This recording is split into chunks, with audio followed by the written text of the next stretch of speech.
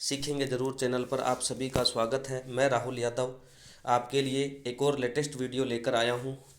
अगर आप हमारे चैनल पर पहली बार आए हैं तो चैनल को सब्सक्राइब कर लीजिए ताकि कोई भी लेटेस्ट वीडियो आए उसका नोटिफिकेशन आपको प्राप्त हो जाए।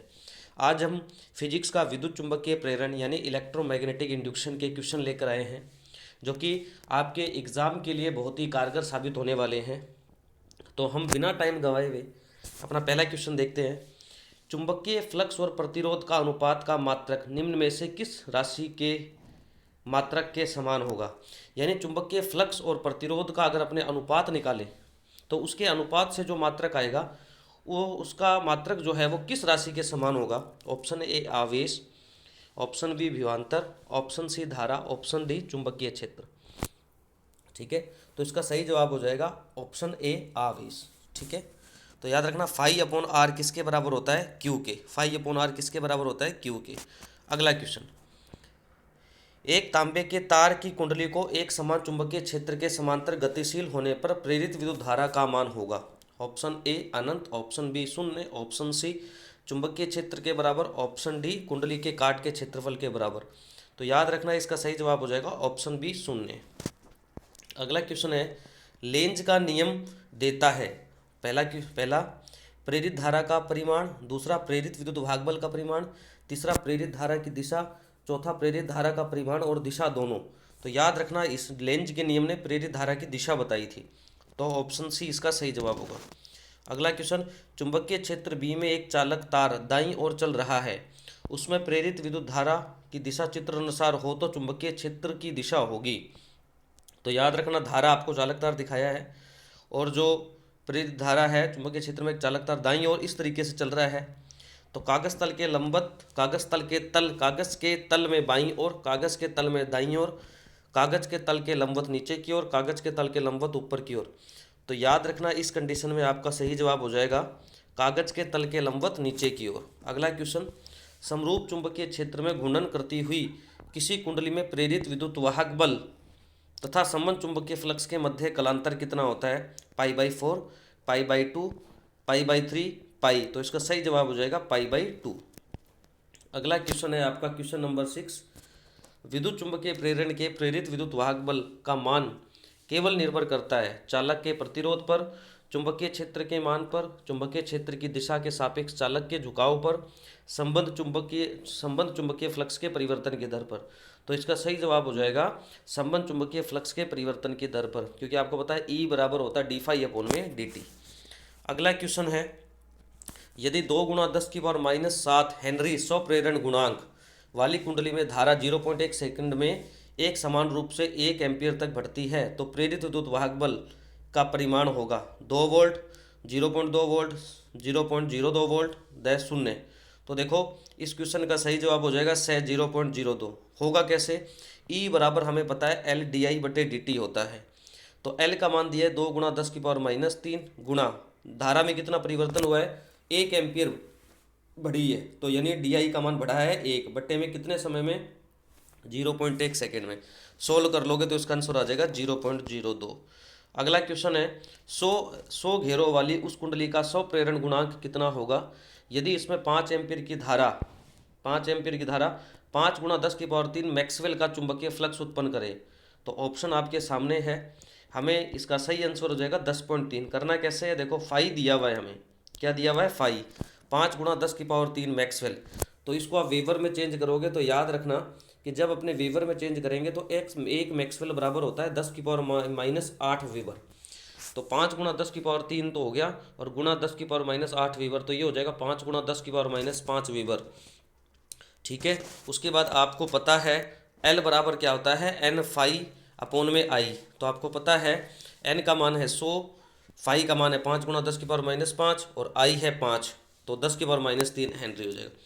अगला क्वेश्चन है, स्वप्रेरण को विद्युत जड़त्व क्यों कहते हैं। मोस्ट इंपॉर्टेंट क्वेश्चन है, बोर्ड में आया हुआ सवाल है।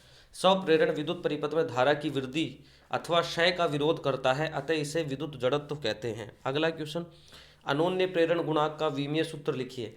तो याद रखना अनोन्य प्रेरण गुणांक का विमीय सूत्र m का 1, L का 2, T का -2, A का -2 होता है। अगला क्वेश्चन है, लेंज के नियम का कथन लिखिए। तो विद्युत चुंबकीय प्रेरण की प्रत्येक अवस्था में प्रेरित विद्युत वाहक बल तथा प्रेरित धारा की दिशा इस प्रकार होती है कि वह उन कारणों का विरोध करती है जिसके कारण इसकी उत्पत्ति हुई है, और यही लेंज का नियम है। अगला क्वेश्चन, यदि L तथा R क्रमशः स्वप्रेरकत्व व प्रतिरोध है तो L बटा R का विमीय सूत्र होगा। तो याद रखना L बटे R जब भी आ जाए ना L बटे R, तो उसकी विमा किसके बराबर होती है? समय की विमा के बराबर होती है, यानी M की 0, L की 0, T की 1। अगला क्वेश्चन, R तथा स्मॉल r त्रिज्या तथा n घेरों वाली एक वर्ताकार समतल कुंडली के स्वप्रेरकत्व का सूत्र लिखिए। तो आपको पता है L बराबर mu 0 pi N square R upon में 2 हेनरी, ठीक है, जहां म्यू नोट क्या है? वायु अथवा निर्वात की चुंबकनशीलता। अगला क्वेश्चन, धारामापी के क्रोड में भंवर धाराओं के प्रभाव को किस प्रकार कम किया जा सकता है? तो याद रखना क्रोड को पटलित करके। अगला सवाल, किसी कुंडली के स्वप्रेरकत्व की परिभाषा दीजिए एवं इसका एसआई मात्रक लिखिए।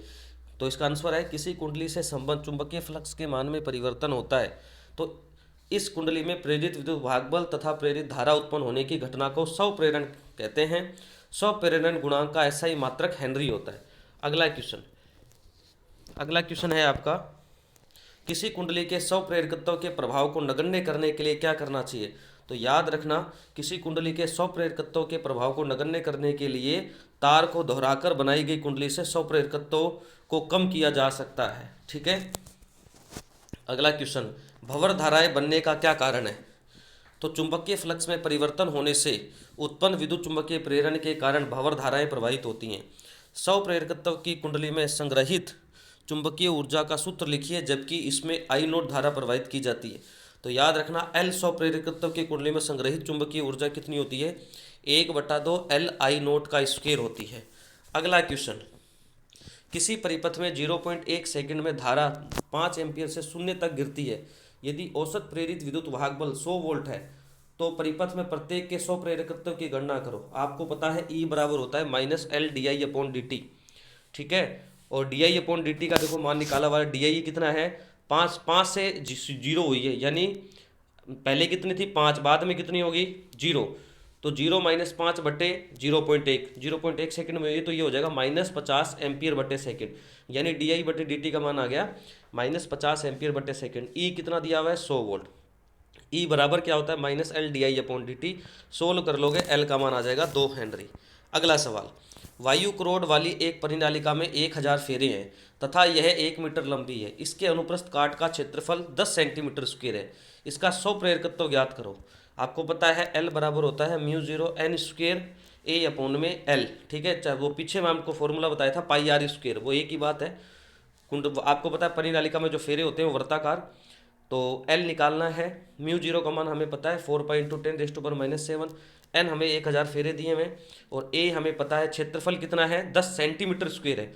इसको मीटर में बदलेंगे तो 10 × 10⁻⁴ मीटर स्क्वायर, और बटे में L का मान कितना, लंबाई कितनी है परिनालिका की? 1।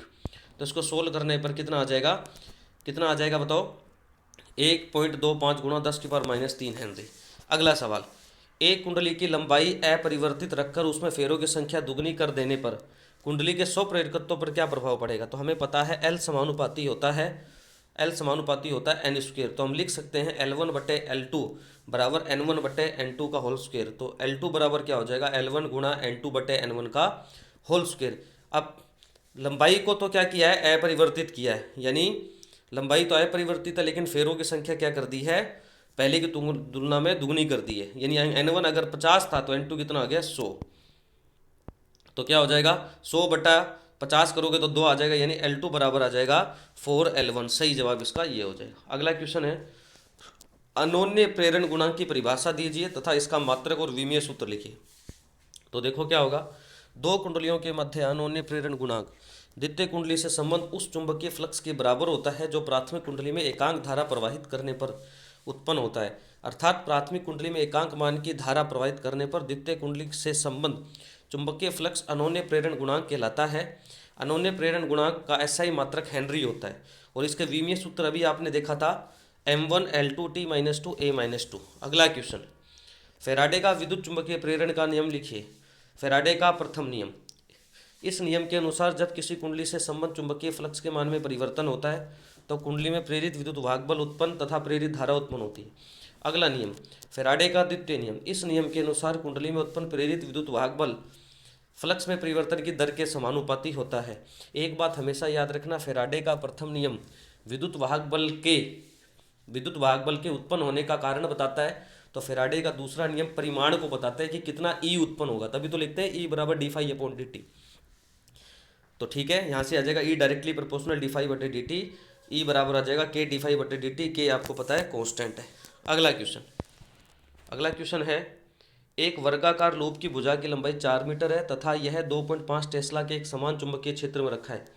लूप के बाहर चुंबकीय क्षेत्र का मान 0 है। यदि लूप 2 मीटर पर सेकंड के वेग से चुंबकीय क्षेत्र के लंबवत गति करता हुआ क्षेत्र से बाहर आ रहा हो तो एक सेकंड पश्चात लूप में प्रेरित विद्युत वाहक बल एल का मान आपको कितना दिया है 4 मीटर, बी का मान 2.5, वी कितना है 2 मीटर पर सेकंड, डेल्टा टी कितना है 1 सेकंड, ई निकालना है। फ्लक्स में परिवर्तन निकाल लो, डी फाई बराबर phi two minus phi one, तो आपको पता है ठीक है क्या हो जाएगा बताओ, बी ए अपोन में 2 minus B, phi two upon में क्या करा है 2 किया है। ठीक है, तो देखो 2.5 किस तरीके से क्या बाहर आया है, लूप के बाहर चुंबकीय क्षेत्र आ रहा है, तो ये फॉर्मूला आपका हो जाएगा, ये आपने पढ़ा हुआ है, फाई टू बराबर होता है माइनस बी ए अपोन में 2। तो यहाँ से आपका क्या हो जाएगा बताओ, ए कितना है भुजा का स्क्वायर यानी 4 का square 16 metre square, D phi बराबर हो जाएगा कितना, डी फाई बराबर आपको निकालना है, तो बी दिया है 2.5, ए दिया है 16 बटे में 2, तो माइनस 20 वेबर, ई बराबर होता है माइनस डी फाई बटे में डी टी, क्या होता है माइनस डी फाई बटे में डी टी। आगे चलते हैं, पूर्व से पश्चिम दिशा में स्थित कोई 2 मीटर लंबा सीधा क्षैतिज चालक तार 0.3 गुणा 10 की पावर माइनस 4 टेस्ला के विद्युत पृथ्वी के चुंबकीय क्षेत्र के क्षैतिज घटक के लंबवत 5 मीटर पर सेकंड की चाल से गिर रहा है। तार के सिरों के मध्य प्रेरित विद्युत वाहक बल के ताक्षणिक मान की गणना कीजिए। तो एल हमें दिया है, बी हमें दिया है, ई बराबर होता है वी बी एल। सोल्व कर लोगे आपका आंसर आ जाएगा। अगला क्वेश्चन, लेंज का नियम ऊर्जा संरक्षण नियम की पालना करता है, समझाइए। विद्युत चुंबकीय प्रेरण के प्रयोगों से हमने देखा कि कुंडली के सिरों पर ऐसा ध्रुव बनता है जो चुंबक की गति का विरोध करता है। उदाहरण के लिए जब चुंबक के उत्तरी ध्रुव को कुंडली के किसी सिरे की ओर ले जाया जाता है तो कुंडली के इस सिरे पर उत्तरी ध्रुव बन जाता है जो कि चुंबक के पास आने की प्रतिकर्षण द्वारा विरोध करता है। ठीक है, इस तरीके से आप इसको देख लीजिए,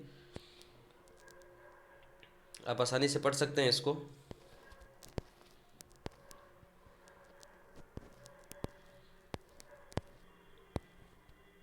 ये देख लीजिए, तो ये कुछ मैंने आपको आधे क्वेश्चन में आपको आगे सेकंड पार्ट में करवा दूंगा, तो ये आपको ध्यान में रखना है किस तरीके से इम्पोर्टेंट क्वेश्चन है। बाकी इसका जो सेकंड पार्ट है वो जल्दी मैं ला दूंगा।